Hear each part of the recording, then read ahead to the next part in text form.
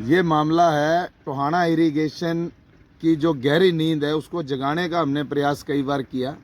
ये 9863 मोगा नंबर जो हमारे किसान रेस्ट हाउस डांगरा रोड से ये नहर है छोटी, उसमें से ये पानी डांगरा की ओर जाता है। जबकि यह नहरी खाड़ा था और कुछ समय पहले इसमें अंडरग्राउंड पाइपलाइन डाली गई थी। अंडरग्राउंड पाइपलाइन की इतनी हल्की क्वालिटी है कि जब से डली है तब से ही कंप्लेंटों का सबब जारी है। तो ये 2-3 किले का लगभग का एरिया मैं बता रहा हूँ, आगे और भी आपको अनुभव मिलेगा। 2-3 किले में ही ये कम से कम 10 जगह से लीक है।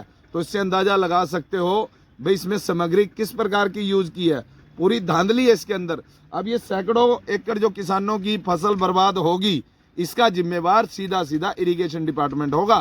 क्योंकि इसमें जब जीरी की फसल खड़ी थी उस समय भी ये पानी के भरे हुए थे, तो उसमें कंपाइन नहीं चल सकी, किसानों का बहुत नुकसान हुआ। क्योंकि जब पानी चलेगा, चाहे आगे जरूरत है या नहीं है, तो लीकेज है तो पानी यहाँ निकले ही निकलेगा। तो उसमें भी इन्होंने हाथ से कटाई करवाई। और अब बीच में ये नहर की बंदी आई थी, उस दौरान थोड़ा बहुत जैसे गिल्ला सूखा हुआ तो इसकी बिजाई करने का इन्होंने प्रयास किया कि गिल्ले में है, होगी नहीं होगी। लेकिन आज जैसे ही बंदी हटी है और वहाँ से मोगा बंद करवाया गया, क्योंकि इनकी आज बारी थी, इन्होंने बंद कर दिया। कल को आगे पानी जाएगा, उसको कोई नहीं रोक सकता। लेकिन ये लीकेज के कारण ये सैकड़ों एकड़ तक ये पानी फैल जाएगा। जहाँ तक भी आप देख रहे हो, ये जितनी ताजी बिजाई है, ये गेहूं का बिल्कुल एक दाना भी नहीं होगा जहाँ पानी चला गया।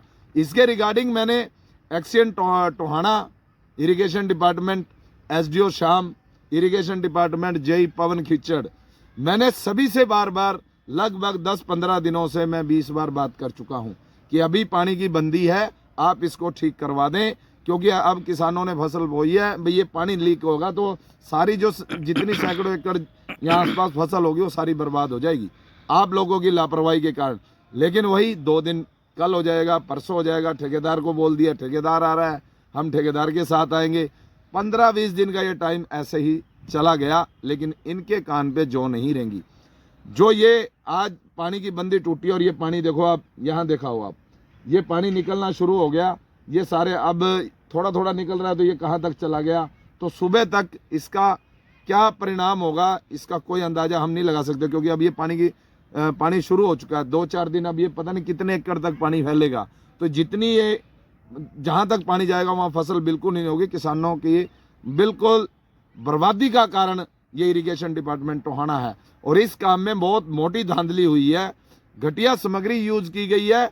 और जेई एसडीओ की मिली भगत से इसमें जो ये सेंटर से आप देख रहे हो अंडरग्राउंड ये नाला गया है, इनके दोनों ओर किसानों की जमीनें पड़ती हैं। जहां लंबाई किसानों की जमीन की ज्यादा थी वहां तो जेई एसडीओ ने 1 एकड़ तक ही पाइपलाइन अंडरग्राउंड की, और जहां छोटे एरिया थे वहां 7-8 एकड़ तक पाइपलाइन डाल दी, 5 एकड़ तक, 4 एकड़ तक। भाई ये बिना किसी से मोटी सेटिंग के या बिना लिए दिए ये भेदभाव नहीं हो सकता। क्योंकि डिपार्टमेंट को तो दोनों तरफ बराबर डालनी चाहिए। अगर 2 एकड़ की इस साइड डाल रहे हो तो 2 एकड़ की पाइप इसी साइड डालनी चाहिए थी। लेकिन इसमें सामग्री भी घटिया है और अधिकारियों की मोटी मिलीभगत के कारण ये नुकसान किसानों का हो रहा है।